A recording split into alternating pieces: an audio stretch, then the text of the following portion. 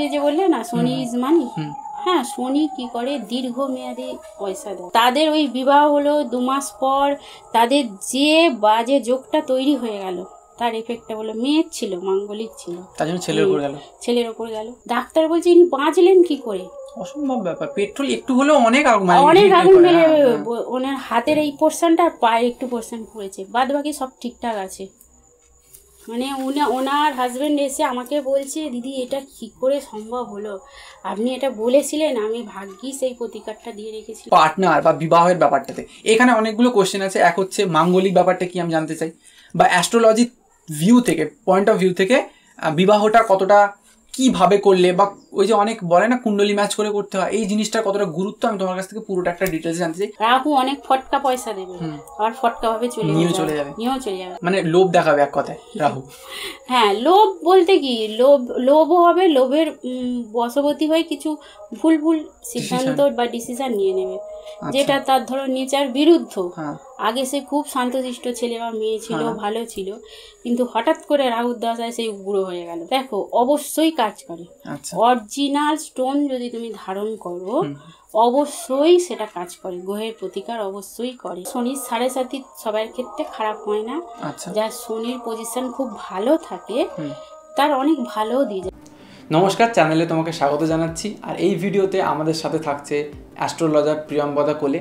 দিদির কাছে কিছুদিন আগে আমি গিয়েছিলাম, অনেক কোয়েশ্চেন নিয়ে, মনের মধ্যে প্রচুর কোয়েশ্চেন ছিল অ্যাস্ট্রোলজি কি, অ্যাস্ট্রোলজি রিলেটেড আরও ছোটো ছোটো যে জিনিস যেগুলো আমাদের মনে সারাক্ষণ কিছু না কিছু পয়েন্ট ক্রিয়েট করতে থাকে, যে এটা কেন হলো ওটা কেন হলো, সব কোয়েশ্চেন না আমি দিদিকে তুলে দিয়েছিলাম।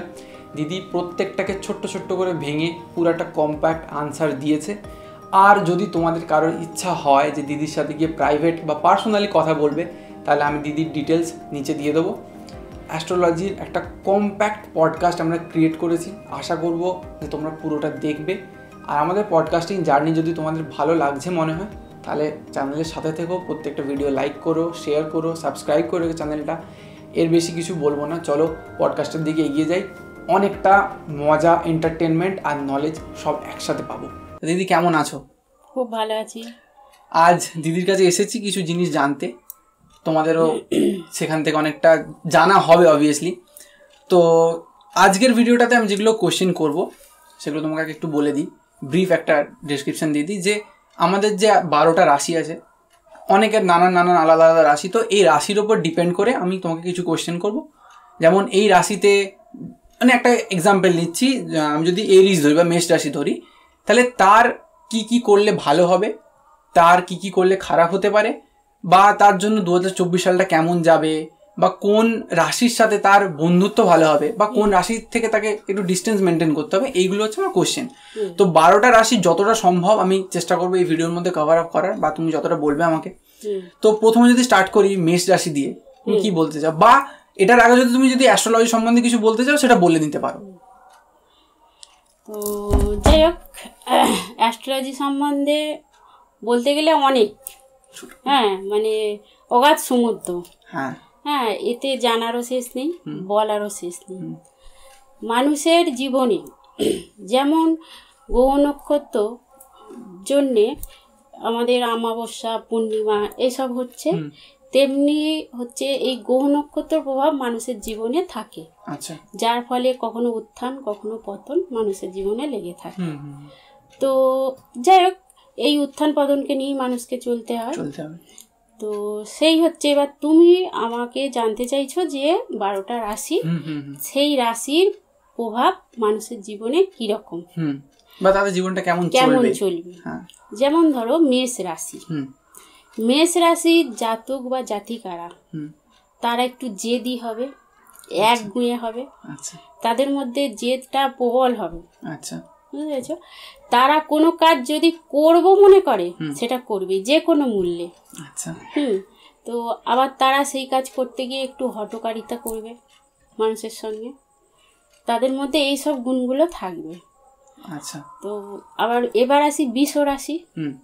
বৃষ রাশি জাতকেরা একটু আমোদ প্রমোদে হবে, তারা একটু সাজসজ্জা প্রিয় হবে, বুঝতে পেরেছো? তারা এই মানে সাজবো, ভালো ভালো খাবো, এইরকম নিজেকে চকচকে রাখতে পছন্দ করবে। এবার হচ্ছে মিথুন রাশি। আচ্ছা, মিথুন রাশি জাতক জাতিকাদের মধ্যে একটু তোমার বাচ্চা সুলভ ভাব থাকবে। আচ্ছা, বাচাল হবে তারা, তাদের মধ্যে ধৈর্যের অভাব থাকবে। আচ্ছা। কর্কট রাশি। আচ্ছা, কর্কট রাশির জাতক জাতিকারা হবে একটু নরম মনের মানুষ। আচ্ছা, একটুতেই সেন্টিমেন্টাল হয়ে পড়বে, তাদের আঘাত দিয়ে কথা বললেই তারা খুব সেন্টিমেন্টাল হয়ে যাবে, তাদের মনটা একটু নরম থাকবে। বুঝেছ? এই সিংহ রাশি। সিংহ রাশির জাতক জাতিকারা হবে গম্ভীর মেজাজে। তারা একটা কর্তৃত্ব দেখানোর চেষ্টা করবে সব জায়গায়। কোনো একটা গ্রুপ থাকলো, দল থাকলো, তারা চাইবে সেই গ্রুপের তারা নেতা হতে। এইভাবে কি মানে নামকরণগুলো করা হয়েছে, রাশির নামকরণগুলো, যে স্বভাব চরিত্র মানুষের কেমন? কারণ সিংহ বলা হচ্ছে, আবার বলছি ডমিনেন্ট। হ্যাঁ, অনেকটা হচ্ছে এই এই অনুসারেও নামকরণ হয়েছে। একদম সিংহ রাশির মধ্যে তো এইগুলো থাকবেই অবশ্যই। তারা তাদের মধ্যে একটা নেতৃসুলভ ভাব থাকবে, তারা কোনো জায়গায় শ্রেষ্ঠ হতে চাইবে। আর কন্যা রাশি। কন্যা রাশির জাতকেরা একটু মানে ছেলে হলে তাদের মধ্যে একটু মেয়েলি ভাব থাকবে, ওই জন্যই কন্যা বলা হয়েছে। একদম তাদের মধ্যে একটু মেয়েলি ভাব থাকবে। আর মেয়ে হলে তারা হচ্ছে মানে একটু পুরাতনপন্থী হবে। আচ্ছা। এবার তুলা রাশি। তুলা রাশি জাতক জাতিকারা তারা হচ্ছে মানে লাক্সারিয়াস জীবনযাপন চাইবে। হ্যাঁ, তাদের মধ্যে সাজসজ্জাটা থাকবে। আর বৃশ্চিক রাশি। বৃশ্চিক রাশির জাতক জাতিকাদের মধ্যে একটা রকচটা মেজাজ থাকবে। বুঝেছ? হ্যাঁ, তারা একটু অবাধ্য গোছের হবে, তারা নিজের মতের প্রাধান্য দেবে, অন্যেরটা বুঝবে না, নিজে যেটা বলবে সেটাই ভাববে শ্রেষ্ঠ। আচ্ছা। এবার ধনু রাশি। ধনু রাশির জাতক জাতিকাদের মধ্যে একটা সৃষ্টিসুলভ ভাব থাকবে। সৃষ্টিসুলভ মানে তাদের মধ্যে নতুন কিছু বা তাদের মধ্যে একটা জ্ঞান, তাদের মধ্যে জ্ঞান তত্ত্ব থাকবে, তারা নতুন নতুন জ্ঞান তত্ত্বের সন্ধান করবে। তাদের মধ্যে একটা ঐশ্বরিক ভাব থাকবে, মানে এরাই কি সায়েন্টিস্ট হয়? একদম, এরা সায়েন্টিস্ট হয়, তাদের মধ্যে ঐশ্বরিক একটা ভাব থাকবে। আচ্ছা। আর মকর রাশি। মকর রাশির জাতক জাতিকাদের মধ্যে একটা পুরাতনপন্থী ভাব থাকবে। কিরকম? যে তারা পুরাতন জিনিসকে ভালোবাসবে, তাদের সাজসজ্জার মধ্যেও একটা পুরাতন ভাব থাকবে। তারা কথাবার্তা বলবে পুরাতনপন্থী। হ্যাঁ, এই রকম থাকবে। আর কুম্ভ রাশি। কুম্ভ রাশি হচ্ছে তাদের মধ্যে জাতক জাতিকা, কুম্ভ রাশির জাতক জাতিকারা হচ্ছে তাদের মধ্যে থাকবে যে পুরাতন জিনিসকে, তারা পুরাতন জিনিসকে বেশি পছন্দ করবে। আর হচ্ছে তাদের বার্ধক্য তাড়াতাড়ি আসে কুম্ভ রাশির জাতক জাতিকা। মানে এটা কি মেন্টালিটির ব্যাপার? মেন্টালিটি ব্যাপার প্লাস তাদের নেচারটাই এইরকম থাকবে, মানে তারা মন থেকে আগে বুড়ো হয়ে যায়, এরকম ব্যাপার। আর এরা হচ্ছে কোনো মিথ্যা কথা সহ্য করতে পারবে না, বুঝেছো? এর একটু সাত্ত্বিক হবে। আর মীন রাশি। মীন রাশি হচ্ছে, মীন রাশির জাতক জাতিকারা হচ্ছে মানে তারা গবেষক। এইরকম নতুন নতুন কিছু উদ্ভাবনী শক্তি তাদের মধ্যে থাকবে। কোনো ধরো বই পড়ছে, বইয়ের মধ্যে কিছু একটা ভালো দেখলে এটা কোথা থেকে এলো, কি এলো, মানে এই সব জিনিস সন্ধান করার চেষ্টা করবে। তো মোটামুটি রাশির ক্যারেক্টার এইরকম থাকবে, 12টা রাশির ক্যারেক্টার। আচ্ছা, এবার যদি আমি একটু ডিটেলসে গিয়ে কোশ্চেন করি, যে আমি ধরে নিলাম মীন রাশি, মীন রাশির সাথে এমন কোন রাশি আছে যাদের মধ্যে কানেকশন সব থেকে ভালো বসবে, বা কোন রাশির থেকে একটু দূরে থাকা উচিত? আচ্ছা, ধরো মীন রাশির সঙ্গে সিংহ রাশির ভালো ম্যাচিং হবে। এগুলো কি সেই একই জিনিস, যে ক্যারেক্টারিস্টিক কোনো রাশি মানে ডমিনেন্ট খুব স্ট্রং, কোন রাশি একটু যে ডমিনেন্ট হতে ভালোবাসে, এদের মধ্যে কানেকশন ভালো হবে? না, এরকম কোনো ব্যাপার নেই। আচ্ছা, এদের হচ্ছে মিত্র শত্রু এইসব ব্যাপার আছে, মিত্র গ্রহ শত্রু গ্রহ এইসব ব্যাপার থাকবে। আচ্ছা, বুঝেছো? মীন রাশির ক্ষেত্রে যেমন সিংহ রাশির সঙ্গে ভালো ম্যাচিং হবে। মীন রাশির সঙ্গে যেমন ধরো তুলা রাশি ভালো ম্যাচিং হবে। আচ্ছা, এইগুলোই মানুষ জানতে চায়। মানে এগুলো কিসের ক্ষেত্রে? আমরা কি কোনো পার্টনারের ব্যাপারে বলছি, ধরো বিবাহের ক্ষেত্রে হয়, হ্যাঁ হ্যাঁ, বন্ধুত্বের ক্ষেত্রে হয়, সব ক্ষেত্রে একই, সব ক্ষেত্রেই একই। আচ্ছা আচ্ছা, এই রাশির যে ডিবেটটা, এই ডিবেটটা বাবা মায়ের ক্ষেত্রে কখনো কাজ হয়? মানে আমার রাশি এমন একটা আর আমার বাবা বা মায়ের কারোর একটা রাশি এমন একটা আছে যেটার জন্য আমাদের মধ্যে ক্ল্যাশ হবে, এরকম কখনো হয় না? হয়, এটাও হয়? হয়, এটাও হয়। তোমার রাশি যেটা, বাবার রাশি যদি তোমার শত্রু রাশি হয়, তাহলে বাবার সঙ্গে তোমার মতের মিল হবে না, বাবার সঙ্গে তোমার ভালো পড়বে না, এরকম হয়। মায়ের সঙ্গেও একই, সেম জিনিস, বন্ধু বান্ধবদের সঙ্গেও সেম জিনিস, আচ্ছা, এমনকি প্রেমিক বা প্রেমিকাদের ক্ষেত্রেও সেম জিনিস। আচ্ছা, আমি একটা কোশ্চেন করতে, যেটা অডিয়েন্সের জন্য, মানে অডিয়েন্সের সবার মনের মধ্যে একটা জিনিসই চলছে যে তাদের পার্টনারের ব্যাপারটা যদি একটু আমরা ক্লিয়ার করে দিই। আমি 12টা রাশি বলছি, তুমি প্লিজ একটু বলো যে যার নাম বলছি তার সাথে কার সব থেকে বেস্ট ম্যাচ হবে, যদি মানে যতটুকু বলা যায়। আচ্ছা, তো প্রথম হচ্ছে মেষ রাশি, মেষ রাশির সাথে কার সব থেকে ভালো হতে পারে? মেষ রাশির সঙ্গে হবে তোমার কর্কট রাশি ভালো হবে। আচ্ছা, আচ্ছা, আর সিংহ রাশি ভালো হবে। আচ্ছা, মেষ রাশির সঙ্গে বলো এবার। এরপরেরটা বৃষ রাশি, বৃষ রাশির সঙ্গে তোমার হবে কন্যা রাশি। আচ্ছা, বৃষ রাশির সঙ্গে তুলা রাশিরও ভালো হবে। ক্যালকুলেট করছি মনে মনে। আচ্ছা, তারপরে হচ্ছে এবার আছে মিথুন রাশি। এবার মিথুন রাশির সঙ্গে হবে তোমার এদিকে আছে সিংহ রাশি, তারপর আছে তোমার মীন রাশি, ধনু রাশি, এগুলো ভালো হবে। আচ্ছা, এরপরে আসছে কর্কট রাশি। কর্কট রাশি, কর্কট রাশির সঙ্গে তোমার শত্রু হচ্ছে বলে দিই, তারগুলো মিত্র। হ্যাঁ, মানে শত্রুগুলো বলে দিলেই সেটা মিত্র, বাদ বাকিগুলো মিত্র হয়ে যাবে। হ্যাঁ, তো কর্কট রাশি মোটামুটি বিবাহের ক্ষেত্রে সিংহ রাশি আর কন্যা রাশি এগুলো ভালো নয়। আমি দেখেছি নিজের চোখে, মানে এটা খুব রিসেন্ট এক্সপিরিয়েন্স, যে কর্কট রাশি আর সিংহ রাশি ক্ল্যাশটা প্রচন্ড বেশি হয়, কারোর সাথে কারোর মতের মিল হয় না একদম। কর্কট রাশির সঙ্গে সিংহ কন্যা ম্যাচিং হবে না, আর হচ্ছে কুম্ভ এগুলো ম্যাচিং হবে না, বাদ বাকিগুলো মোটামুটি মিত্র।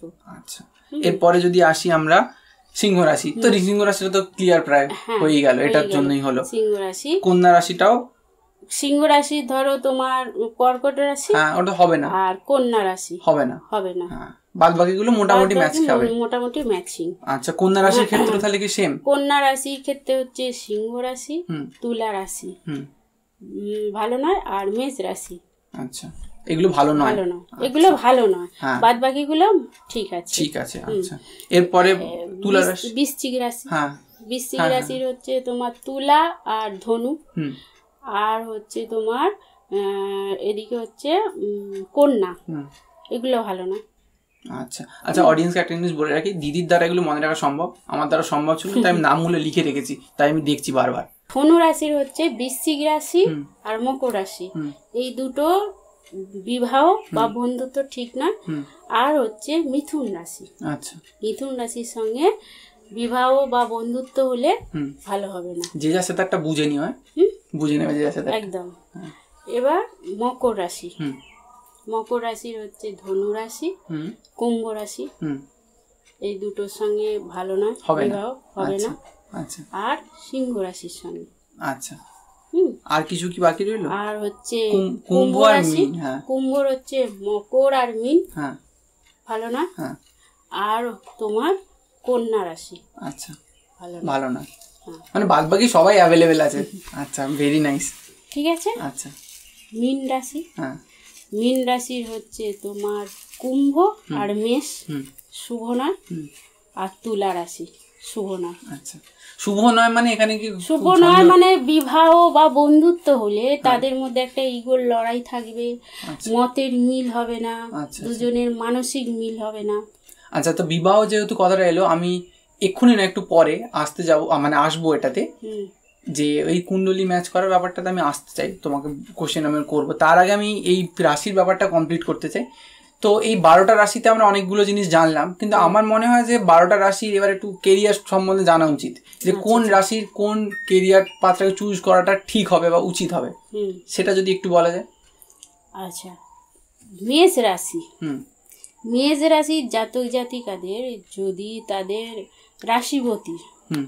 রাশিপতি মঙ্গল তার যদি ভালো থাকে, তাহলে সে প্রশাসন বিভাগে চাকরি, পলিটিক্স না প্রশাসন, পুলিশ, মিলিটারি, একদম ওই বিভাগে তাদের চাকরি করলে শুভ, প্লাস তাদের চাকরির যোগটাও ভালো থাকে। বৃষ রাশির জাতক জাতিকাদের রাশিপতি ভালো হলে তারা গ্ল্যামারাস ওয়ার্ল্ডে, ফিল্ম ইন্ডাস্ট্রি, একদম, হ্যাঁ, বা তাদের কোনো ক্রিয়েটিভিটি লাইন তাদের ভালো হবে, খুব ভালো হবে। হ্যাঁ, আর মিথুন রাশির জাতক জাতিকারা তাদের রাশিপতি ভালো থাকলে, ভালো পজিশনে থাকলে তারা আইন, গণিতজ্ঞ, আইনি বিভাগ, মানে উকিল, ভালো পজিশন বলতে তাদের রাশিপতি, যেমন ধরো মিথুন রাশিপতি হচ্ছে বুধ গ্রহ যদি ভালো তুঙ্গ ক্ষেত্রে থাকে, বুধ গ্রহ যদি মিত্র ক্ষেত্রে থাকে, তুঙ্গ ক্ষেত্রে থাকে, হ্যাঁ, ভালো জায়গায় থাকে, তাহলে তারা কোনো আইনি নিয়ে চাকরি, আইনি বিভাগ, বা স্বাধীন পেশা, উকিল, ব্যারিস্টার, এইরকম হতে পারবে। কর্কট রাশিপতি ভালো পজিশনে থাকলে তারা কৃষি বিভাগ, কৃষি দপ্তর, সেচ দপ্তর, এইসব সংক্রান্ত বিভাগ, দমকল, জলকল, এইসব সংক্রান্ত বিভাগে তাদের চাকরি, বা ব্যবসার জায়গা ভালো থাকলে ব্যবসা করতে পারবে। সিংহ রাশির রাশিপতি ভালো পজিশনে থাকলে তারা কোনো পজিশনের প্রধান, যেমন ধরো নেতা, এইসবও ভালো হতে পারে, বা তারা কোনো জায়গার কোনো অফিসের ম্যানেজার, প্রধান, এই জায়গাগুলো তারা ডিজার্ভ করবে। একটা কোশ্চেন আছে, আমি যতটুকু জেনেছি সেটার অনুযায়ী কি যারা সিংহ রাশি হয় তাদের ওই ডমিনেন্ট প্ল্যানেট যেটা বলা, সেটা কি সূর্য বা সান ডমিনেন্ট? একদম বুঝতে পেরেছি। সূর্য বা রবি যদি ভালো পজিশনে থাকে তাহলে তারা ভালো উচ্চ পদ লাভ করে। কোনো অফিসারের মানে প্রধান কর্মকর্তা হিসাবে, কোনো অফিসে প্রধান কর্মকর্তা, যেমন ব্যাংক থাকলে ব্যাংকের ম্যানেজার, এই জাতীয় জায়গায় তারা চাকরি পাওয়ার যোগটা ভালো থাকে, মানে ডমিনেন্ট একটা জায়গা, অবভিয়াসলি এক সানের ক্যারেক্টারিস্টিক। আচ্ছা, এর পরেরটাতে যদি আসি, কন্যা রাশি, এদের প্ল্যানেট একই বুধ, গ্ল্যামার ওয়ার্ল্ড, একদম, এদের হচ্ছে গ্ল্যামার ওয়ার্ল্ড নয়, এদের প্ল্যানেট বুধ, এর যদি ভালো থাকে একই ওই আইনি বিভাগ, কোনো গণিতজ্ঞ, হ্যাঁ, ভালো, এইসব জায়গা এরা ডিজার্ভ করবে। এবার তুলা, এর রাশিপতি হচ্ছে শুক্র, তুলা রাশিপতি শুক্র। এ ভালো যদি থাকে পজিশনে, সে ভালো অভিনয় করতে পারবে, অভিনেতা হতে পারবে, বা নাচ গান, তারা ভালো পজিশনে যাবে। যারা গান শেখে, নাচ শেখে, হ্যাঁ, তাদের সেই নিয়ে তারা ভালো মানে নাম করবে, ভালো পজিশনে যাবে, বুঝেছো? এবার হচ্ছে বৃশ্চিক রাশি, যদি রাশিপতি ভালো থাকে সে নেতা হবে, বা তাদের রাজনীতিটা খুব ভালো হবে, রাজনীতিটা খুব ভালো হবে। তারা পুলিশ, মিলিটারি, যেমন মেষ রাশির ক্ষেত্রে হয়, বৃশ্চিক রাশির ক্ষেত্রেও তারা করতে পারবে, সেম, মানে দুটো রাশিপতি একই, মঙ্গল। এবার হচ্ছে তোমার ধনু রাশি, ধনু আর মীন রাশিপতি একই, বৃহস্পতি। হ্যাঁ, এরা যদি ভালো হয়, এরা আধ্যাত্মিক লাইন, মানে কোনো আধ্যাত্মিক জায়গায় এরা আস্তে আস্তে চলে যাবে, এরা যদি ভালো পজিশনে থাকে, বলছি। আর এরা কর্মজীবনের ক্ষেত্রে সেখানে এরা শিক্ষা সংক্রান্ত কোনো পজিশনে যাবে, মানে কোনো স্কুলের টিচার, হেড টিচার, বা ব্যাংকের ম্যানেজার, এই জায়গাটাও এরা ডিজার্ভ করবে। পণ্ডিত হবে, ভালো বই ফই লিখতে পারবে এরা। আচ্ছা, মানে একটা ভারিত্ব থাকবে, একদম ভারিত্ব থাকবে, এদের লেখনী ক্ষমতা ভালো থাকবে। আচ্ছা। এবার মকর রাশি আর কুম্ভ রাশি, এই রাশির দুটোরই রাশিপতি শনি, এদের ভালো পজিশনে থাকলে এরা হচ্ছে লৌহ জাতীয় কোনো যদি ব্যবসা করে, লৌহ সংক্রান্ত কোনো ব্যবসা, ইস্পাত, লৌহ, গাড়ি, এই জায়গাগুলো এদের খুব ভালো হবে। এই জাতীয় নিয়ে এরা ব্যবসা করলে ব্যবসার উন্নতি করতে পারবে। তো যাই হোক, রাশির মোটামুটি কর্ম এইগুলো। আচ্ছা, এতটা কথা তো বললাম, এরপরে আমার একটা খুব ভাইটাল পয়েন্ট নিয়ে কথা বলার আছে, যেটার জন্য অনেক অপেক্ষা করছে এখনো, যে পার্টনার বা বিবাহের ব্যাপারটাতে।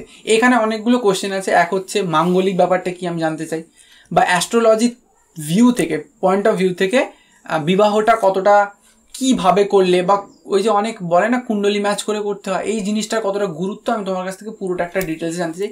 রাশি ধরে যদি বলা যায় তো খুবই ভালো হতো, তুমি বলো। না, বিবাহ ব্যাপারটা আমি একটা থরলি আলোচনা করছি, যেটা থেকে মনে হয় সাধারণ মানুষের কনসেপ্টটা ক্লিয়ার হবে। তো বিবাহ ম্যাচিং করে যদি বিবাহ দেয়া হয়, তো সেই বিবাহে যদি ম্যাচিং হয় তো বিবাহ জীবন সুখের হয়। এবার ম্যাচিংটা কি? বিবাহের ক্ষেত্রে আমরা অষ্টকূট ম্যাচিং করি, মানে 8টা কূট থাকে। 8টা কূট ম্যাচিং করার জন্যে আমাদের বিবাহ ম্যাচিংটা দেখতে হয়। 8টা কূটের মোটামুটি পয়েন্ট আছে 36 পয়েন্ট। 36 পয়েন্টের মধ্যে 18 পয়েন্ট মিনিমাম পেতেই হবে। আচ্ছা। এবার 18 পয়েন্টটা শুধু পেয়ে গেল ধরো কেউ, কিন্তু পেলে হবে না, তাকে দেখতে হবে অষ্টকূটের ভাইটাল কিছু কূটগুলো ম্যাচিং হয়েছে কিনা। যেমন ধরো রাশিকূট, রাশির সঙ্গে রাশির ম্যাচিংটা একদম ভাইটাল, ইম্পর্টেন্ট। প্রথমেই আমরা দেখবো রাশিকূট। আচ্ছা, সেই ম্যাচিংটা আমরা দেখি, তাতে যদি না ম্যাচিং হয় আমরা বেশিরভাগ ক্ষেত্রে না করি, শুরুতেই এগোবই না। এবার যদি সেটা ধরো কারো নিজের পছন্দের হয়, ধরো কাদের মধ্যে প্রেম আছে 5 বছর 10 বছরে, তারা হয়তো এই জায়গা থেকে বেরিয়ে আসতে পারবে না, তাহলে তারপরে আমরা অষ্টকূটের অন্যান্য কূটগুলো দেখি। যেমন গ্রহমৈত্রী কূট একটা আছে, সেইটা দেখি তাদের গ্রহমৈত্রী কতটা ম্যাচিং আছে। সেইটা যদি না ম্যাচিং হয় তাহলে সেখানেও আমরা নেগেটিভ ধরবো। কোশ্চেন আমার এখানে অ্যাড করার আছে, যদি 10 বছর তার একসাথে থাকেই, তাহলে সেখানে কি গ্রহের এফেক্ট পড়েনি? আজ বিয়ের সময় কেন পড়বে? ধরো 10 বছর তারা একসঙ্গে কি, তারা একসঙ্গে কি একই জায়গায় বাস করছে?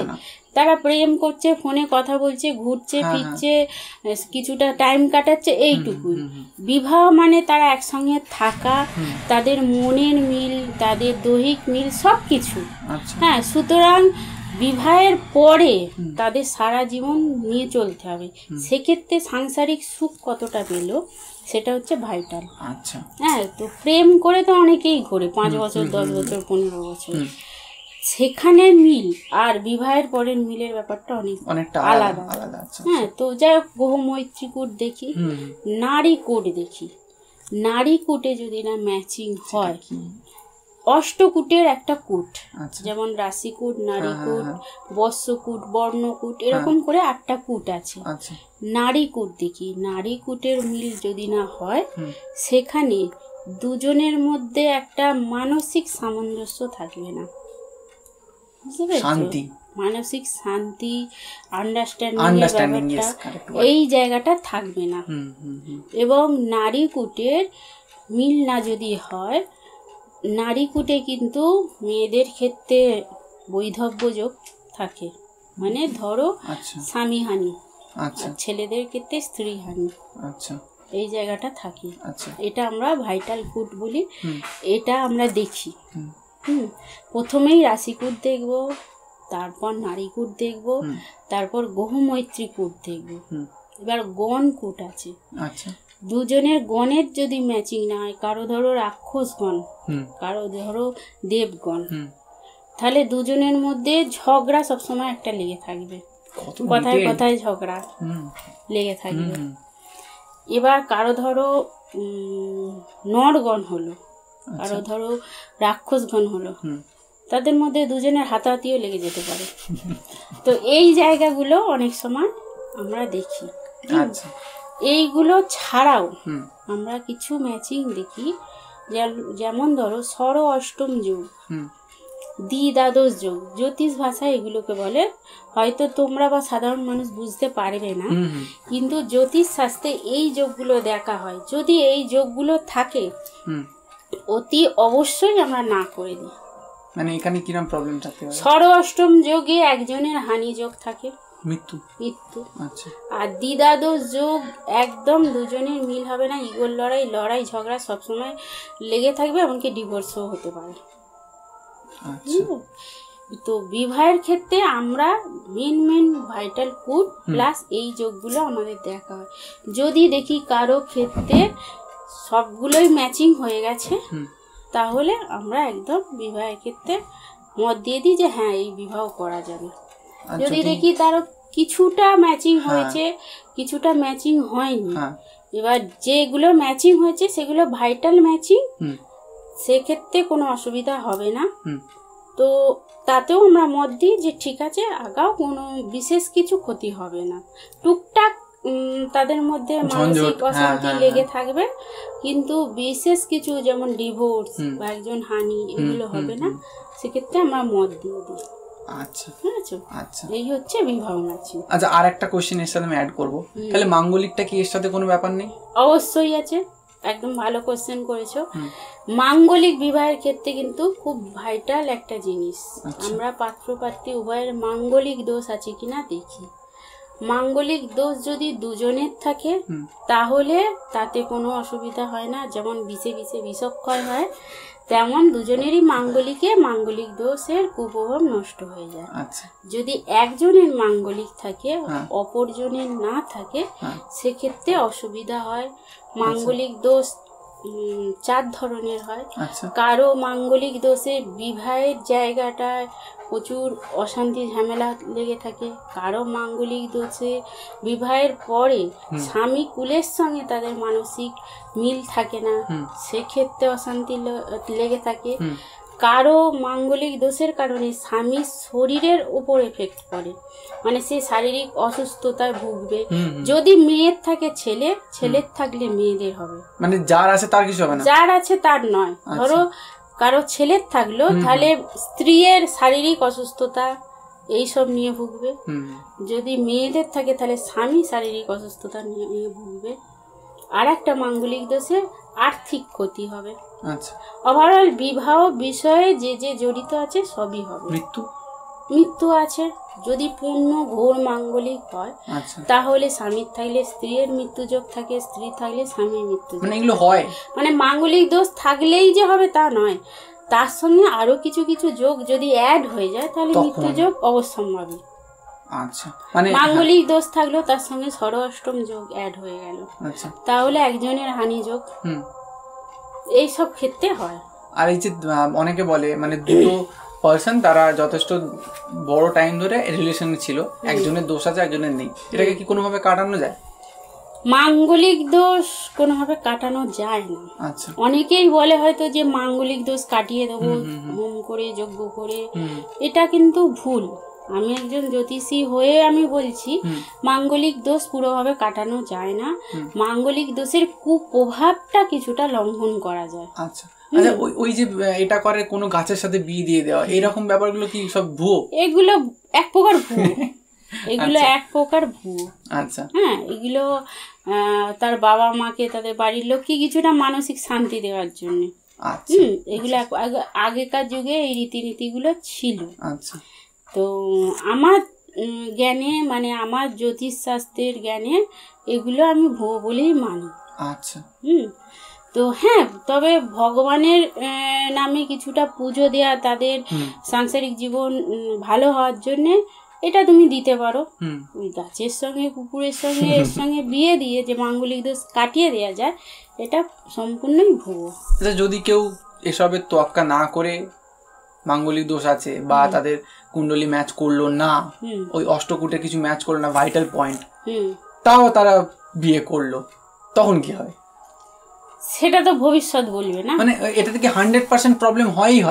যদি দেখো কেউ কোনো ম্যাচিং করলো না, বিয়ে করে ফেললো, এবার পরবর্তীকালে যদি দেখো যে একটা সমস্যা হচ্ছে, তোমার আগ্রহ জাগলো যে দেখি তো, আমি জ্যোতিষশাস্ত্র বিশ্বাস করি, তাহলে আমি ওদের ম্যাচিং করে দেখলে যে একদম কোনো কিছু মিল নেই, সুতরাং ভাবতে হবে যে এই ম্যাচিং নেই বলেই তাদের মধ্যে ঝামেলা অশান্তিটা হচ্ছে। আর বিয়ে করে ফেলে তারা তো আর কিছু করতে পারবে না, তো তাদের যেটা হবে মেনে নিতে হবে। ডিভোর্স হয় ডিভোর্স মেনে নিতে হবে, কারো হানি যোগ থাকলে হানি মেনে নিতে হবে। আজকের দিনে তো সবাই তাই করছে, কে মানছে কে কি করছে সেটাই হচ্ছে ব্যাপার। এটা তো জোর করে কাউকে মানিয়ে দেওয়ার বিষয় নয়, যে মানে সে নিশ্চয়ই তার রেজাল্ট পায়। আচ্ছা, তো আমি একটা জিনিস বলতে চাই যে বিবাহ রিলেটেড আর কি কিছু বলার আছে? বিবাহ রিলেটেড মানে এটাই বলার যে ম্যাচিং করে অবশ্যই বিয়ে দাও, সে মাঙ্গলিক হোক বা নাই হোক, দুজনের পাত্র পাত্রী, কেন একটা ছেলে মেয়ে সারা জীবনের ব্যাপার, হ্যাঁ সারা জীবনের ব্যাপার। এরকম অনেক আছে, মানে পয়সা অর্থ কম, কিন্তু তাদের মধ্যে মানসিক শান্তি, সাংসারিক শান্তিটা এত ভালো যে তারা সবকিছুকেই পার করে যাচ্ছে। আবার এরকম আছে প্রচুর অর্থ, প্রচুর বিলাসবহুল জীবনযাপন করে, কিন্তু মানসিক শান্তি নেই, সংসারে শান্তি নেই। এরকম অনেক আমার কাছে এসেছে বিবাহের পর, বলছে আমাদের এতই মানসিক অশান্তি, এতই ডিভোর্স পর্যায়ে চলে যাচ্ছে। একটা যদি খুব সুন্দর এক্সাম্পল দেওয়া যায় খুব ভালো হতো, ছোট্ট করে নাম আমি বলবো না। একজন আমার কাছে এসেছিল, মানে বাবা মা, সেটা দেখে শুনে বিয়ে হচ্ছে, বাবা মা এসেছিল মেয়েকে নিয়ে, মেয়ের কলেজে পড়ছে, মেয়েকে খুবই সুন্দর দেখতে, কলেজে পড়ছে এসেছে, তো এসে ম্যাচিং করালো। তো সেক্ষেত্রে আমি দেখলাম যে তাদের কোনো ম্যাচিং হয়নি। আচ্ছা, তাদের অষ্টকূটের ভাইটাল কুটগুলোই ম্যাচিং হয়নি, প্লাস মাঙ্গলিক আছে, একজন ষড়ষ্টম যোগ পেয়েছে। তা আমি বলে দিলাম যে এই বিবাহ কোনো মতেই দেওয়া যাবে না, বিবাহ নিষিদ্ধ জ্যোতিষশাস্ত্রে। তো যাই হোক, বাবা মা হ্যাঁ হ্যাঁ করে চলে গেল। বাড়িতে গিয়ে এবার বাড়ির লোকেরা বলেছে এত ভালো ছেলে হাতছাড়া করবে, যাই হোক নানা রকমভাবে ব্রেনে ঢুকিয়ে দিয়েছে। তো যেহেতু সরকারি চাকরি করে, তো তারা কি করেছে, মেয়ের বিয়ে দিয়ে দিয়েছে। 2 মাস পর তারা বেড়াতে গিয়েছিল। বেড়াতে গিয়ে সেখানে গিয়ে কি হয়েছে, সামান্য পক্স হয়েছে যেদিন, তার পরের দিনই মারা গেছে।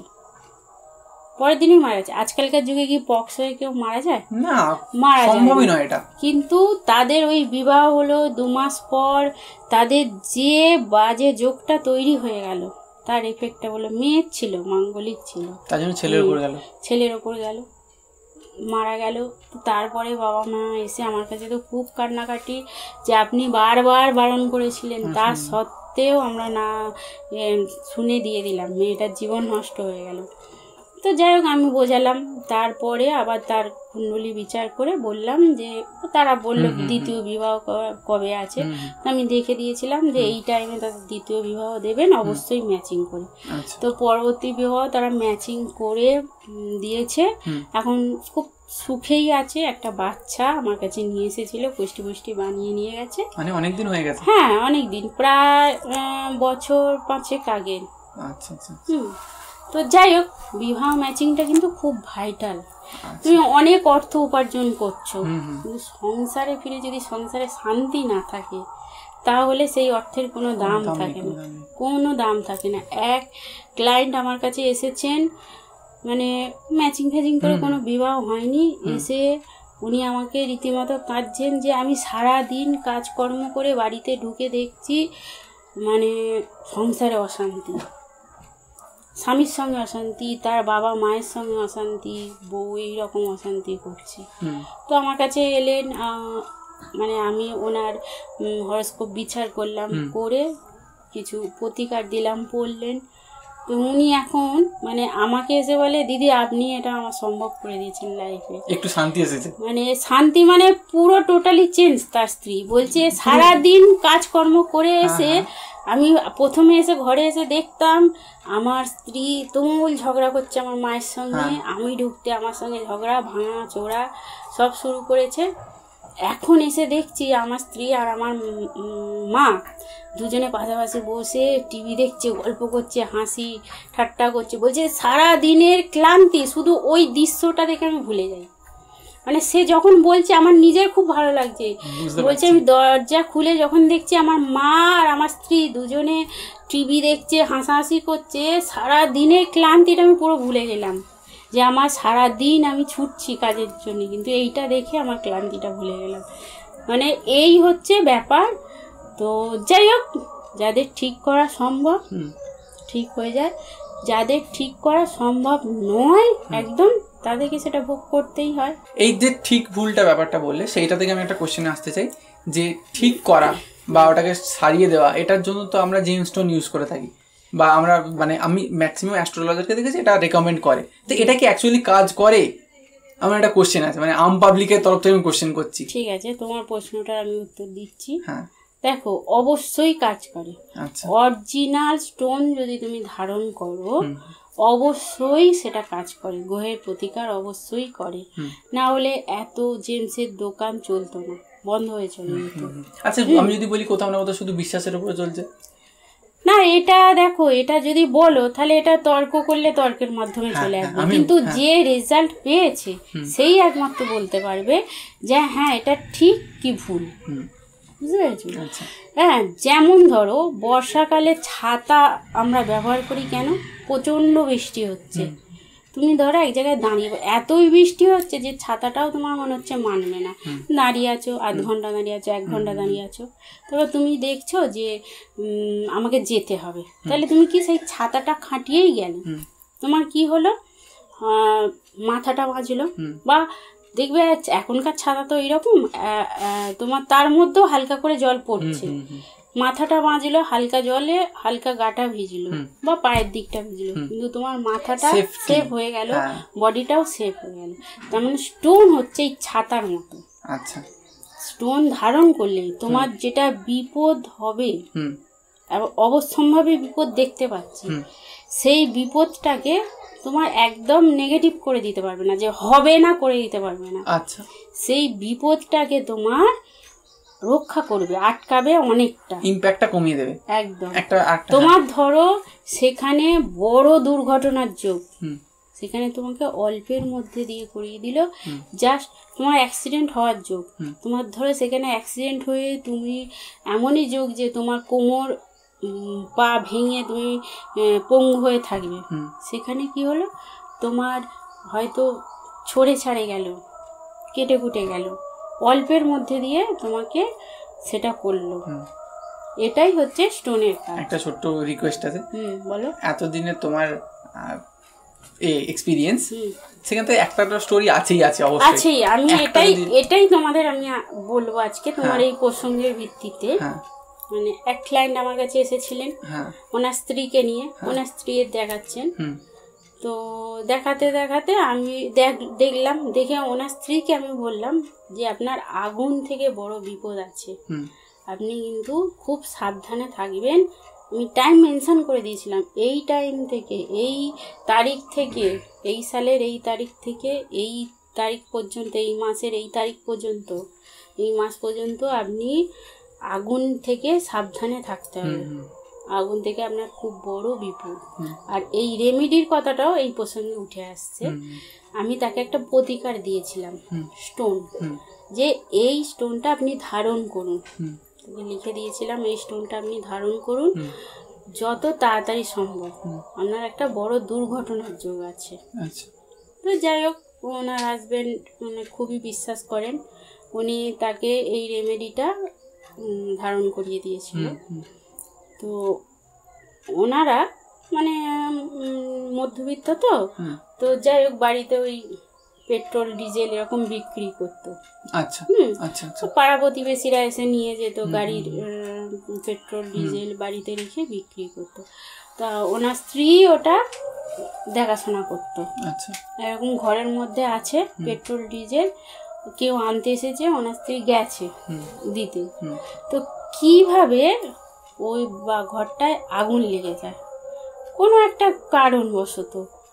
তো পুরো ঘরটা জ্বলছে, পেট্রোল ডিজেল আছে একদম আছে, বলছে পুরো জ্বলছে। বা ছোট কারবার হয়তো ছোট ছোট বোতলে আছে, তো যাই পুরো ঘরটা জ্বলছে, আগুন জ্বলছে। বাইরে থেকে তারা তো পুরো চেঁচামেচি করছে যে ওনার হাজবেন্ড এসে আমাকে যখন গল্পটা করছে বলছে আমরা ভাবছি ভিতরে আমার স্ত্রী জ্বলে জ্বলে পুড়ে যাচ্ছে। তো হঠাৎ করে দেখছি আমার স্ত্রী ছুটে বাইরে চলে এলো।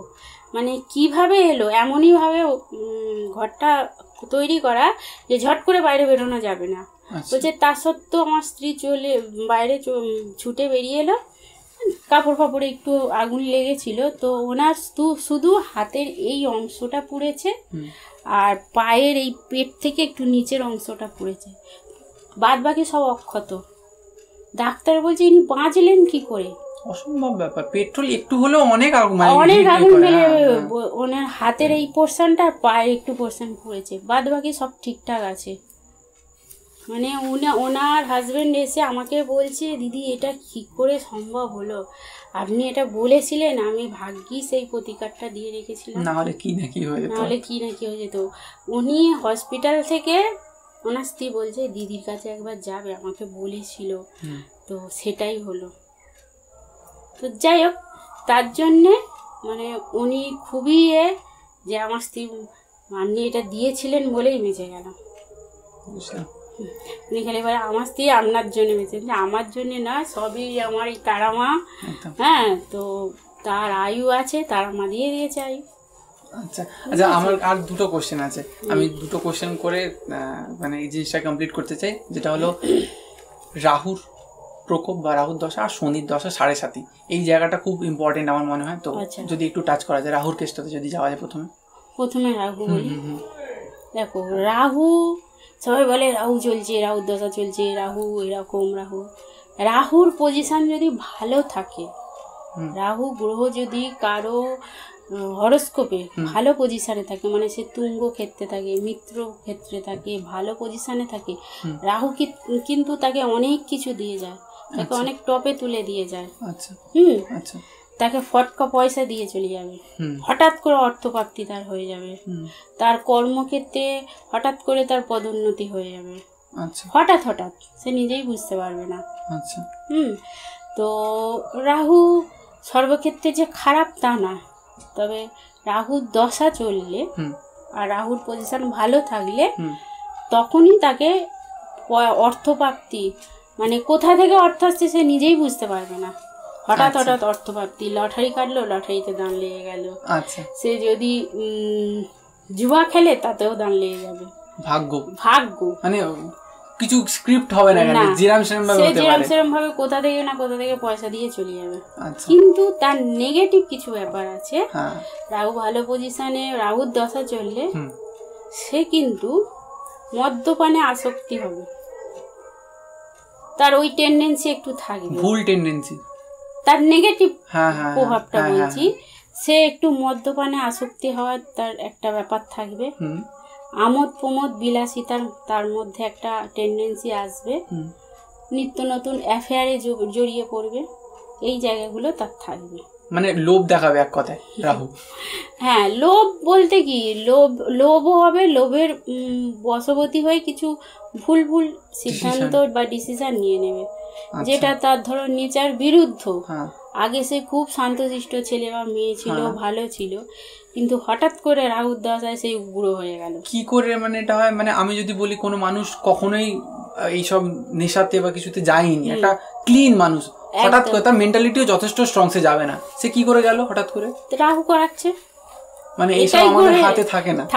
এটাই হচ্ছে গ্রহের খেলা।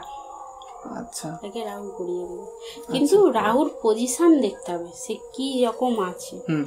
রাহু যেরকম পজিশনে থাকবে সেরকম, সে যদি খারাপ পজিশনে থাকে তাহলে নেগেটিভ রেজাল্টটা তাকে বেশি দেবে, ভালোটা কম দেবে। ভালো করা যায় না খারাপ থেকে? কেন? খারাপ থেকে ভালো করা যায় একমাত্র প্রতিকার। আচ্ছা, প্রতিকারেই তাকে খারাপ রেজাল্টটা সে 100% দিচ্ছে, সেখান থেকে তার 70% ভালোটা টেনে বার করা যায়। আমি এটা বলছি কারণ আমার ডমিনেন্ট প্ল্যানেট রাহু, এটা আমি শুনেছিলাম, তোমার কাছ থেকে শুনেছিলাম। তো আমার যদি খারাপ দিকে থাকে ওটাকে আমি ভালো দিকে নিয়ে যেতে পারবো। একদম, বাহ, চেষ্টা করবো। ওটা ওটা ওটা অন ক্যামেরা হবে না, ওটা অফ ক্যামেরা করতে হবে। আচ্ছা, এরপরে যেটাতে আসার মানে খুব ইম্পর্টেন্ট একটা টপিক, 7.5 শনি 7.5, এটাকে যদি একটু অ্যাস্ট্রোলজির পার্সপেক্টিভ থেকে আমাদেরকে বলো। একদম। বর্তমানে কুম্ভ রাশিতে শনি অবস্থান, আচ্ছা গোচরের। আচ্ছা, কুম্ভ রাশিতে শনি অবস্থান। তো মকর, কুম্ভ, মীন এই 3 রাশির ওপর শনি 7.5 চলছে। আচ্ছা, 2.5 বছর ছাড়া ছাড়া শনি ট্রানজিস্ট করে। আচ্ছা, 2.5 বছর পর শনি মীন রাশিতে যাবে, তখন মীন রাশির ওপর শনি 7.5 প্রকোপটা বেশি থাকবে। আগে দুটোতে থাকবে, একটা ক্যান্সেল হয়ে যাবে, একটা শেষ হয়ে যাবে, আড়াই করে চলছে। তখন মীন রাশি মীন রাশিতে গেলে তখন হচ্ছে কুম্ভ, মীন আর মেষ, মেষের ওপর শনি 7.5 চলবে। 2.5 বছর ছাড়া 7.5 বছর হচ্ছে শনি 7.5 চলে। মানে মাঝখানের 25 মানে আড়াই বছরটা সব থেকে কঠিন হয়। কি রকম? একদম কঠিন। প্রথম 2.5 বছর হচ্ছে শনি 7.5 প্রকোপ নেগেটিভ থাকবে, যদি তার নেগেটিভ শনিটা নেগেটিভ ভাবে বেশি থাকে।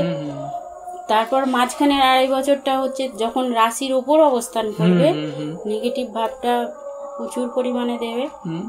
তারপরের 2.5 বছর অনেকটা কম হয়ে যাবে। কিন্তু শনির 7.5 সবার ক্ষেত্রে খারাপ হয় না। যার শনির পজিশন খুব ভালো থাকে তার অনেক ভালো দিয়ে যায়। শনির 7.5-তে অনেক অভিনেতারা ভালো অভিনয়ের সুযোগ পায়। অনেক খেলোয়াড়দের হয়তো শনির 7.5 চলছে, তখন সে ভালো পারফরমেন্স করে। সচিন তেন্ডুলকারের একটা সময় শনির 7.5-তে সে ভালো পারফরমেন্স করে অনেক সময় বেরিয়ে গেছে। আচ্ছা, তো যাই হোক, শনির 7.5 যে সব সময় খারাপ তা নয়। আচ্ছা, শনি ভালো থাকলে তাকে ভালো খেলোয়াড়ও বানায়। আমি একটা জিনিস শুনেছি, শনি ইজ মানি। অনেকে বলে, শুনেছি এই কথাটা, যে যার শনি ওপরে আছে সে পয়সাতেও অনেক ওপরে চলে যেতে পারে। মানে শনি প্ল্যানেট নাকি খুব আনপ্রেডিক্টেবল, কি করে বোঝা যায় না। শনি গ্রহ হচ্ছে সাত্ত্বিক, মানে কোনো অন্যায় সহ্য করে না। আচ্ছা, হ্যাঁ, শনি কোনো অন্যায় সহ্য করে না, কোনো কুকর্ম দুষ্কর্ম সহ্য করে না। হ্যাঁ, তুমি শনির আগে আসে বৃহস্পতির দশা। আচ্ছা, বৃহস্পতি দশাতে তুমি যদি ভালো কর্ম করো, শনির দশাতে সেই ভালো কর্মের দ্বিগুণ ফল পাবে। আর বৃহস্পতির দশাতে যদি তুমি খারাপ কর্ম করো, শনির দশাতে দ্বিগুণ খারাপ হবে। সে তোমাকে অনেক দগ্ধানি দেবে। মানে পুরোটাই নিজের কর্মের ফল, কর্মের উপর অনেকটা ডিপেন্ডও করে। আচ্ছা আচ্ছা, বুঝলাম। আচ্ছা, এর বাইরে তুমি শনি নিয়ে কিছু বলতে চাও? শনি নিয়ে বলার আছে, তুমি যে বললে না শনি ইজ মানি। হ্যাঁ, শনি কি করে দীর্ঘমেয়াদী পয়সা দেয়।